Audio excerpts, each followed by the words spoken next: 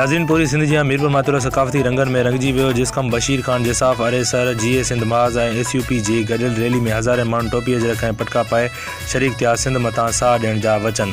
वधीक तफ़सीलियूं पिया अवां खे। एकता ॾियारे ते सिंधी माण्हुनि जो समूह उथरी पियो। क़ौम परस्त पार्टियुनि जिसकम बशीर खान जिसाफ़ अरेसर जीए सिंध माज़ SUP ऐं शहरी इताद जे गॾियल मरकज़ी रैली सिंध हाउस गोरंगी खां फ़कीर रमज़ान कलवड़ अब्दुल मजीद मीर बार वहीद सिंधी कमाल मार परवेज़ मार अकरम मितलो उमर भयो अली हसन कोराई मोर्चजन जी अगवानी में निकिती। रैली में मुख़्तलिफ़ ॻोठनि खां काफ़िला शरीक। ॻोठ फिकराटो खां मोहम्मद हनीफ़ सुमरो, ॻोठ गरियो अब्बासी खां कुर्बान अब्बासी, ॻोठ वागणी खां लियाकत लशारी, ॻोठ जलाल चाचड़ खां रफ़ीक सुमरो नज़ीर सुमरो जी अगवानी में काफ़िला मरकज़ी रैली में शरीक थिया। रैली क़ौमी गीतनि जे गूंजार सां बर्फ़ कारखाने रोड खां थींदे भिटाई मीडिया सेंटर पहुती, जिते भिटाई मीडिया जे अगवान हनीफ़ सुमरो, काज़ी इज़ार, माशूक चिजन, दीन मोहम्मद लशारी, शाहिद सुमरो, आसिफ़ लशारी, सईद चांडियो, काज़ी अयाज़, अमीर हुसैन बोज़दार, वाजिद मीरानी ऐं ॿियनि गुलनि सां इस्तक़बाल कयो।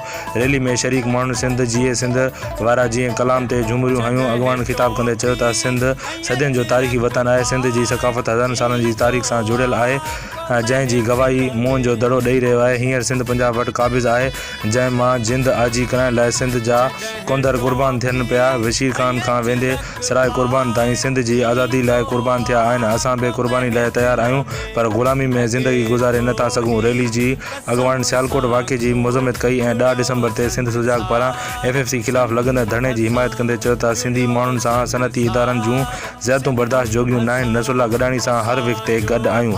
असांजा हक़ हिते रख।